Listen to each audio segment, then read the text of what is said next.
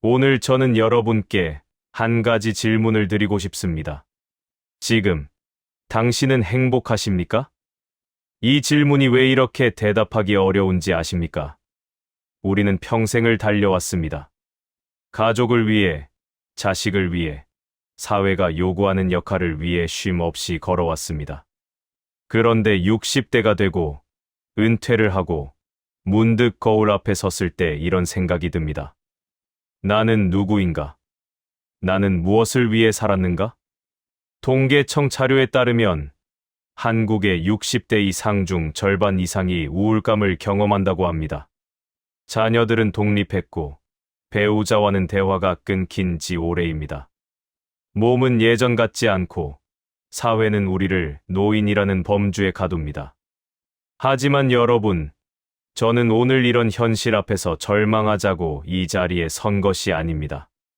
오히려 이렇게 말씀드리고 싶습니다. 지금이야말로 당신 인생의 가장 찬란한 시기가 될 수 있습니다. 어떻게 그럴 수 있느냐고요? 그 답을 우리는 19세기 독일의 한 철학자에게서 찾을 수 있습니다. 그의 이름은 프리드리히 니체입니다. 니체. 어떤 분들은 이렇게 생각하실 겁니다. 그 사람, 미친 사람 아니었나? 신을 부정한 위험한 철학자 아닌가? 네, 맞습니다. 니체는 당대의 미친 사람으로 여겨졌습니다. 하지만 여러분, 그가 왜 미쳤는지 아십니까? 그는 너무나 깊이 생각했고, 너무나 정직하게 살려고 했기 때문입니다. 니체는 44세에 정신이 무너졌고 55세의 생을 마감했습니다. 그는 평생 병약했고 사랑하는 여인에게 거절당했으며 세상으로부터 외면받았습니다. 하지만 그 고통 속에서 그가 남긴 사유는 오늘날까지도 수많은 이들에게 빛이 되고 있습니다. 왜일까요? 니체는 이렇게 말했습니다. 고통받지 않는 자는 깊이를 모른다. 여러분, 60년, 70년을 살아오시면서 얼마나 많은 고통을 겪으셨습니까? 가족의 배신, 경제적 어려움, 건강의 상실, 사랑하는 이와의 이별. 우리는 그 고통을 숨기려 했고 잊으려 했습니다. 하지만 니체는 말합니다. 그 고통이야말로 당신을 위대하게 만드는 재료다. 오늘 저는 니체의 철학을 빌려 여러분께 5가지 지혜를 전하려 합니다. 이 지혜들은 단순한 위로가 아닙니다. 여러분의 남은 인생을 근본적으로 바꿀 수 있는 강력한 도구입니다. 준비되셨습니까? 그럼 첫 번째 지혜로 들어가겠습니다. 첫 번째 지혜는 아모르 파티에몰 페이리입니다. 이 라틴어는 운명을 사랑하라는 뜻입니다. 여러분, 솔직히 말씀드리겠습니다. 우리 인생에는 후회가 너무 많습니다. 그때 그 사업만 안 했어도, 그 사람과 결혼하지 말았어야 했는데, 자식을 그렇게 키우지 말았어야 했는데, 밤마다 우리를 괴롭히는 이 후회들. 니체는 이것을 어떻게 보았을까요? 니체는 이렇게 말합니다. 내 운명이여, 나는 너를 사랑한다. 처음 이 말을 들었을 때 저는 이렇게 생각했습니다. 말이 되는 소리를 해야지. 불행한 운명을 어떻게 사랑하란 말인가? 하지만 여러분, 니체가 말하는 사랑은 단순한 긍정이 아닙니다. 그는 이렇게 묻습니다. 당신이 지금까지 살아온 삶을, 똑같은 고통과 기쁨을 가진 그 삶을 영원히 반복해서 살아야 한다면 당신은 견딜 수 있는가? 이것이 유명한 영원회귀 사상입니다. 생각해 보십시오. 만약 당신이 겪은 그 배신을, 그 실패를, 그 질병을 영원히 반복해서 겪어야 한다면? 대부분의 사람들은 절대 안 된다고 외칠 겁니다. 하지만 니체는 말합니다. 진정으로 강한 자는 그렇게 말한다. 좋다. 다시 한번. 제가 아는 한 할머니 이야기를 들려드리겠습니다. 이분은 70대 중반이십니다. 30대의 남편이 사업 실패로 자살했고 홀로 세 자녀를 키우셨습니다. 파출부, 식당 일, 가리지 않고 일하시며 자식들을 대학까지 보냈습니다. 그런데 자식들은 어떻게 했을까요? 성공하자 어머니를 멀리했습니다. 부끄러웠던 겁니다. 시기골 말투, 구부정한 등 거친 손을 가진 어머니가 이 할머니는 10년 넘게 우울증에 시달렸습니다. 내가 왜 그렇게 힘들게 살았나. 그냥 자식들과 함께 죽을 걸. 그러다 우연히 니체의 책을 읽게 되었습니다.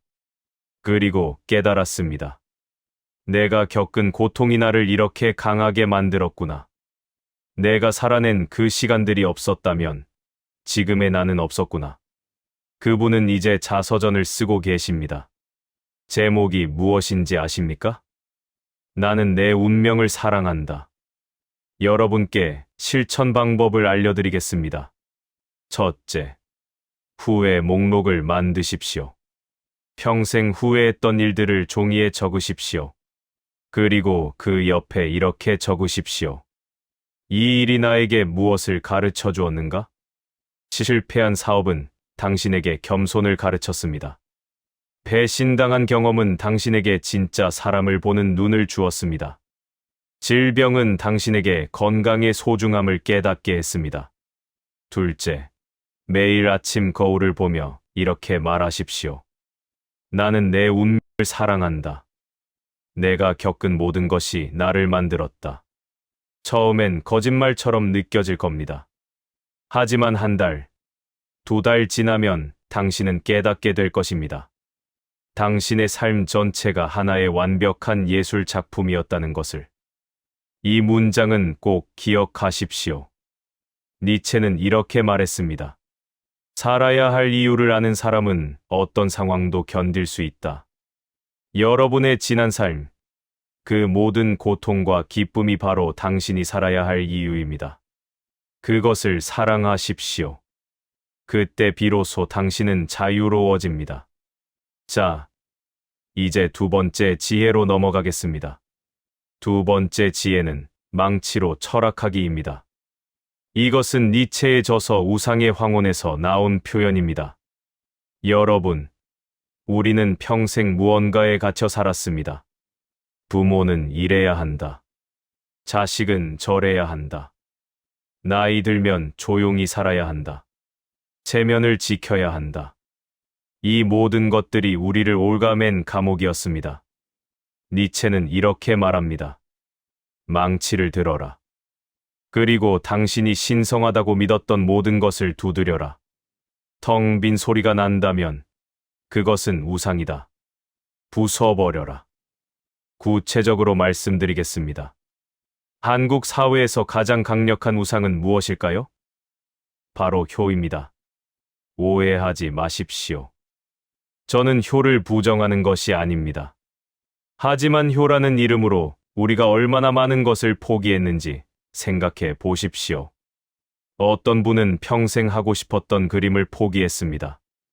부모님이 안정적인 직장을 원하셨으니까. 어떤 분은 사랑하는 사람과 헤어졌습니다. 부모님이 반대하셨으니까. 어떤 분은 60대가 되어서도 자식의 눈치를 봅니다. 자식이 창피해 할까봐. 니체는 묻습니다. 그것이 정말 효인가? 아니면 당신 자신을 죽이는 것인가?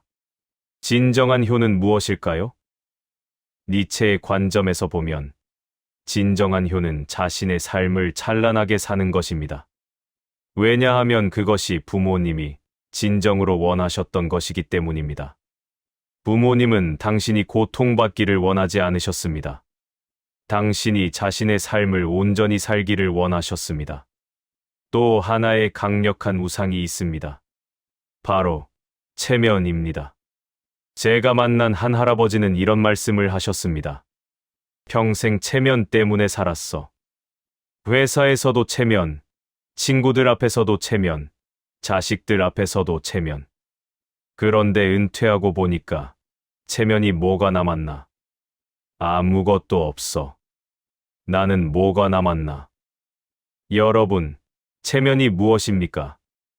그것은 타인의 눈에 비친 나의 모습입니다.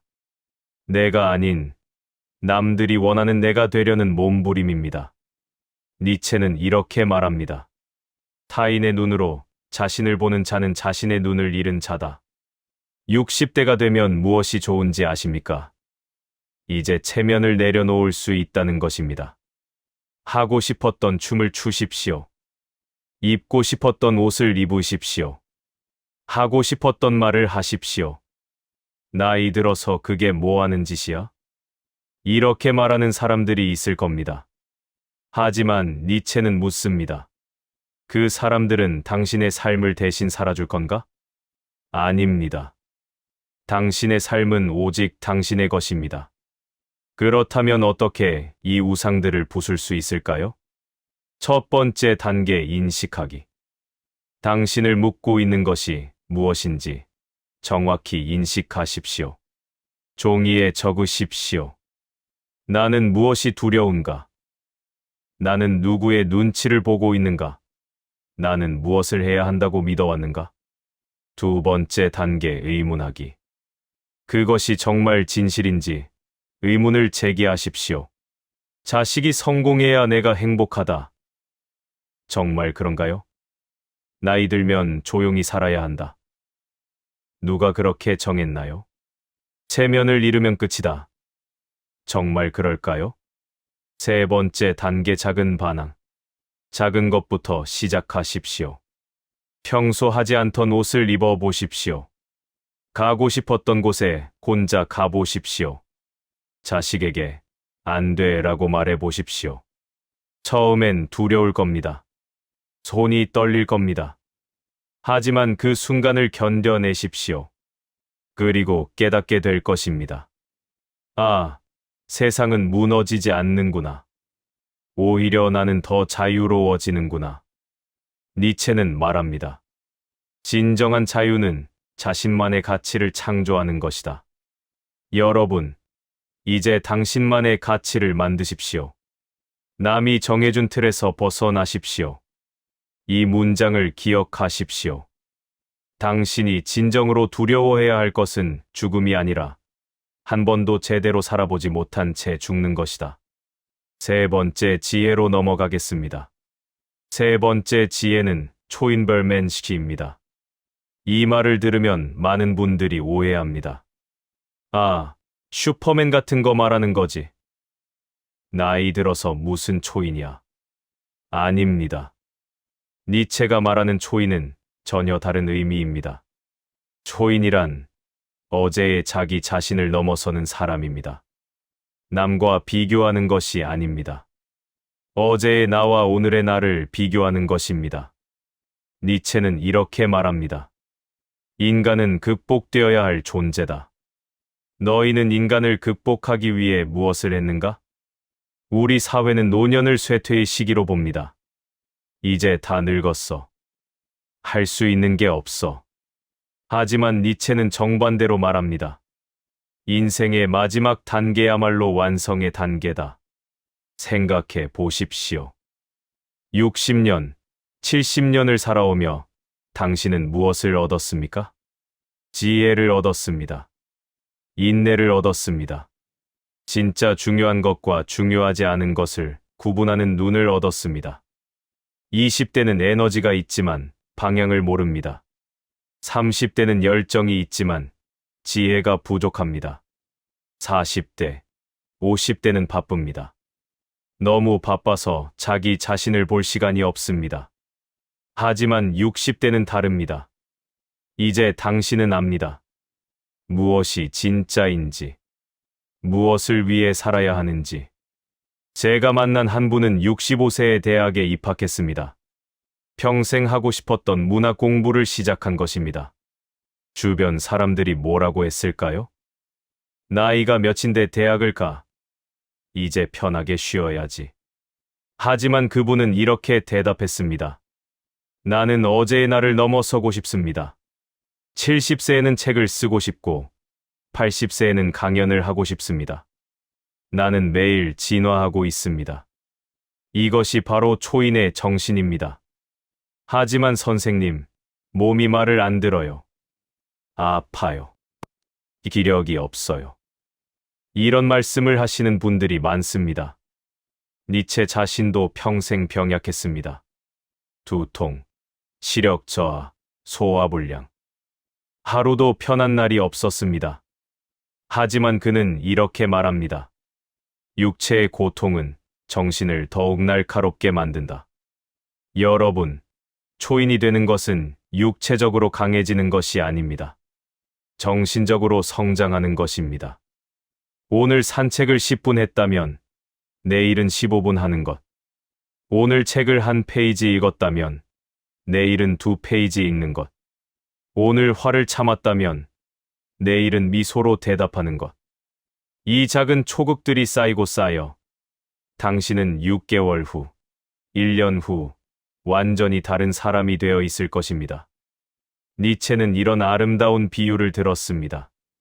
강한 바람은 독수리를 더 높이 날게 한다. 당신이 겪는 신체적 한계, 그 바람이 당신을 더 높은 정신의 경지로 이끌 것입니다. 토인이 되는 구체적 방법을 알려드리겠습니다. 첫째, 어제의 나와의 대화 일기를 쓰십시오. 매일 자기 전 5분만 투자하십시오. 오늘 나는 어제의 나보다 무엇이 나아졌는가? 아주 작은 것도 좋습니다. 오늘은 화를 덜 냈다. 오늘은 감사하다는 말을 한 번 더 했다. 오늘은 계단을 한층 더 올라갔다. 이것을 한 달만 하십시오. 당신은 놀라게 될 것입니다. 둘째, 한 가지 도전을 정하십시오. 평생 하고 싶었지만 못했던 것 하나를 선택하십시오. 악기를 배우는 것, 외국어를 공부하는 것, 그림을 그리는 것, 요리를 배우는 것, 그리고 6개월간 매일 30분씩 투자하십시오. 이 나이에 뭐하러? 라는 생각이 들 때마다 이렇게 자문하십시오. 나는 10년 후에도 살아있을 것인가? 대답이 예라면 지금 시작하십시오. 셋째, 성장일지를 만드십시오. 매주 일요일 저녁, 이번 주에 배운 것을 적으십시오. 이번 주 나는 무엇을 배웠는가? 이번 주 나는 어떻게 성장했는가? 니체의 명언을 다시 한번 들려드리겠습니다. 이 문장을 꼭 기억하십시오. 살아있는 한, 나는 변화한다. 변화하는 한, 나는 살아있다. 당신은 아직 살아있습니다. 그렇다면 당신은 아직 변화할 수 있습니다. 60대의 초인, 70대의 초인, 80대의 초인이 되십시오. 자, 네 번째 지혜로 넘어가겠습니다. 네 번째 지혜는 고귀한 고독입니다. 60대가 되면 가장 힘든 것이 무엇인지 아십니까? 바로 외로움입니다. 자식들은 바쁘다고 전화도 잘 안 합니다. 배우자와는 할 말이 없습니다. 친구들은 하나둘 세상을 떠나거나 아프십니다. 어떤 분은 이렇게 말씀하십니다. 아침에 눈을 떠도 만날 사람이 없어요. 하루 종일 말 한마디 안 하는 날도 있어요. 이 외로움, 이것이 우리를 우울하게 만들고 무기력하게 만듭니다. 하지만 니체는 전혀 다른 관점을 제시합니다. 고독은 약한 자에게는 고통이지만 강한 자에게는 축복이다. 먼저 외로움과 고독의 차이를 이해해야 합니다. 외로움 loneliness은 무엇입니까? 타인의 부재로 인한 공허함입니다. 누군가가 있었으면 좋겠어 라는 결핍의 감정입니다. 하지만 고독 solitude는 다릅니다. 고독은 자기 자신과의 만남입니다. 나는 나와 함께 있다. 는 충만함입니다. 니체는 이렇게 말합니다. 혼자 있을 수 없는 자는 자기 자신을 갖지 못한 자다. 생각해 보십시오. 평생 우리는 무엇을 했습니까? 부모의 기대에 부응하려 애썼습니다. 배우자를 위해 살았습니다. 자식을 위해 헌신했습니다. 직장에서 인정받으려 노력했습니다. 그런데 정작 나 자신과는 얼마나 시간을 보냈습니까? 어떤 분은 이런 충격적인 고백을 했습니다. 60년을 살았는데 내가 진짜 누군지 모르겠어요. 내가 뭘 좋아하는지, 뭘 하고 싶은지 한 번도 생각해 본 적이 없어요. 여러분, 이제 기회가 왔습니다. 자식도 독립했고, 직장도 은퇴했습니다. 이제 당신에게는 시간이 있습니다. 이 시간을 외로움으로 채울 것입니까? 아니면 고독으로 채울 것입니까? 제가 아는 한 할아버지는 65세의 부인을 여의셨습니다. 40년을 함께 산 아내였습니다. 처음 6개월은 지옥이었습니다. 아침에 눈 뜨는 것조차 고통이었습니다. 하지만 그분은 니체의 책을 읽고 결심했습니다. 나는 이 고독을 낭비하지 않겠다. 나는 나 자신을 발견하겠다. 그분이 무엇을 했는지 아십니까? 먼저 평생 미뤄왔던 일기를 시작했습니다. 매일 아침 1시간씩 자신의 감정을, 생각을, 기억을 적었습니다. 그러다가 깨달았습니다. 자신이 평생 음악을 사랑했다는 것을.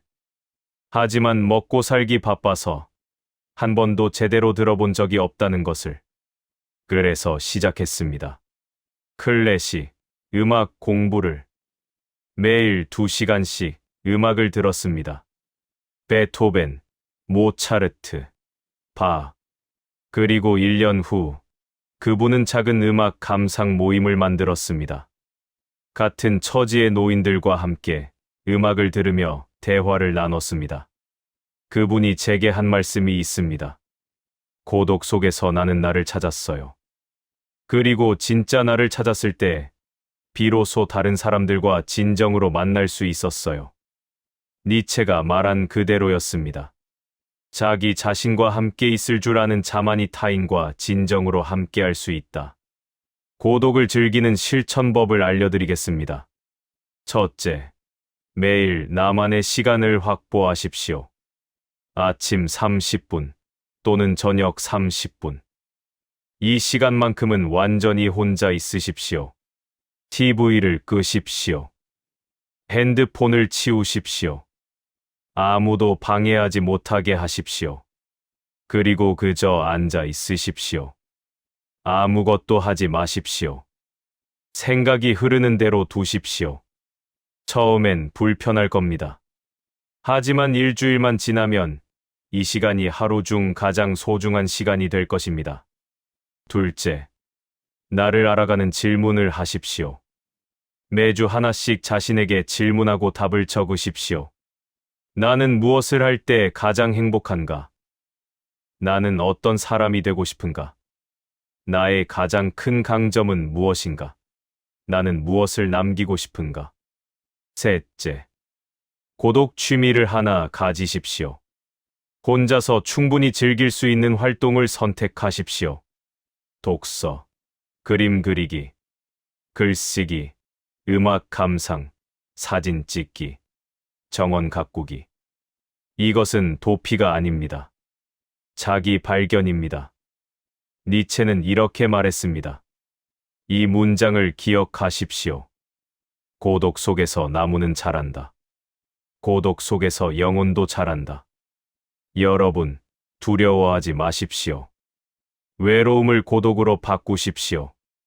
그 고독 속에서 당신은 평생 만나지 못했던 가장 소중한 사람을 만날 것입니다. 바로 당신 자신을. 다섯 번째, 마지막 지혜로 넘어가겠습니다. 다섯 번째, 마지막 지혜는 어린아이의 마음입니다. 니체는 차라투스트라는 이렇게 말했다 해서 정신의 세 가지 변화를 이야기합니다. 낙타, 사자, 어린아이. 낙타는 무엇입니까? 짐을 지는 존재입니다. 의무, 책임, 해야 할 일들을 묵묵히 짊어지고 사막을 건너는 존재입니다. 우리 대부분은 평생 낙타로 살았습니다. 사자는 무엇입니까? 반항하는 존재입니다. 나는 원한다 고 외치며 기존의 가치를 부수는 존재입니다. 앞서 우리가 이야기한 망치로 철학하기가 바로 사자의 단계입니다. 그런데 니체는 말합니다. 사자만으로는 부족하다고. 마지막 단계가 필요하다고. 그것이 바로 어린아이입니다. 어린아이는 세 가지 특징이 있습니다. 첫째, 순수함입니다. 어린아이는 과거를 후회하지 않습니다. 미래를 걱정하지 않습니다. 오직 지금, 이 순간을 삽니다. 여러분, 우리는 얼마나 많은 시간을 과거의 후회와 미래의 걱정에 쏟습니까? 그때 그렇게 하지 말걸. 앞으로 어떻게 되려나. 하지만 인생은 오직 지금뿐입니다. 과거는 지나갔고 미래는 오지 않았습니다. 둘째, 호기심입니다. 어린아이는 모든 것에 호기심을 갖습니다. 이게 뭐야? 왜 그래? 어떻게 된 거야? 우리는 언제부터 호기심을 잃었습니까? 다 알아. 별거 없어. 다 똑같아. 이 무기력한 태도가 우리를 늙게 만듭니다. 셋째, 놀이입니다. 어린아이는 모든 것을 놀이로 만듭니다. 심각하지 않습니다. 즐깁니다. 니체는 이렇게 말합니다.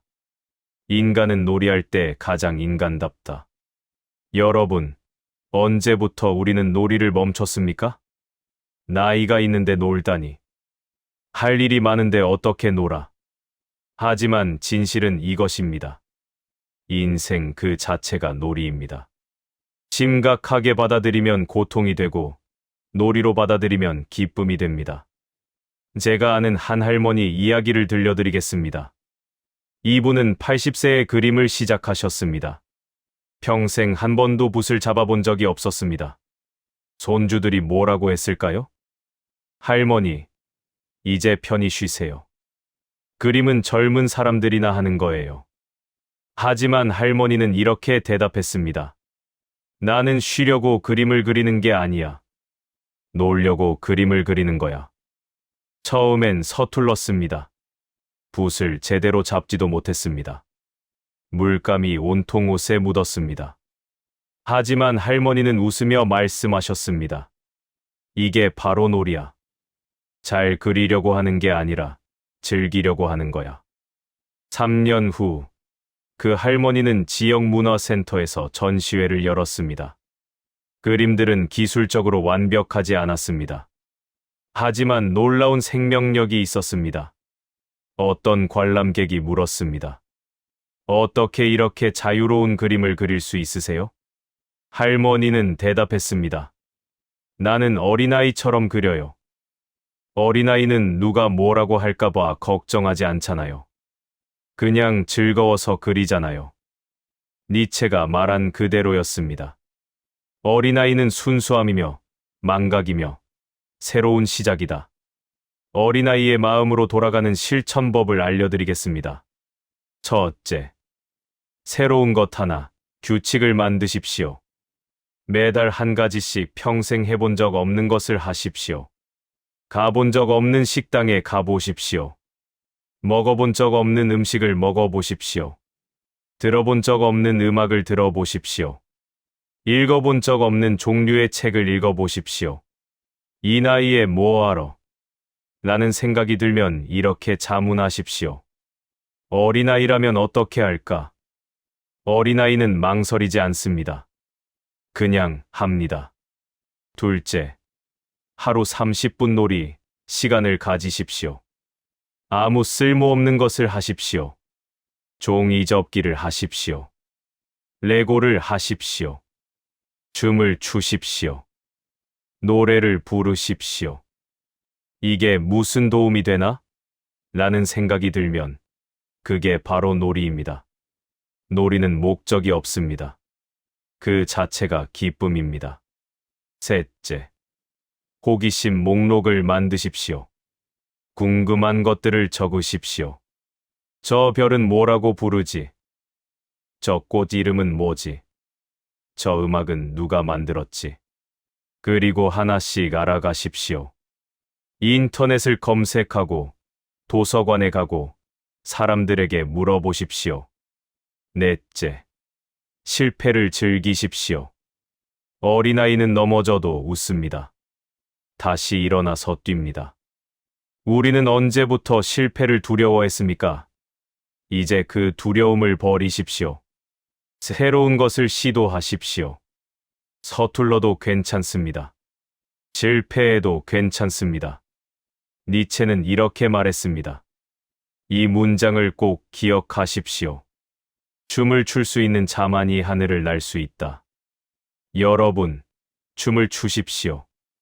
서툴러도 상관없습니다. 누가 보든 말든 상관없습니다. 당신의 삶이라는 무대에서 당신이 주인공입니다.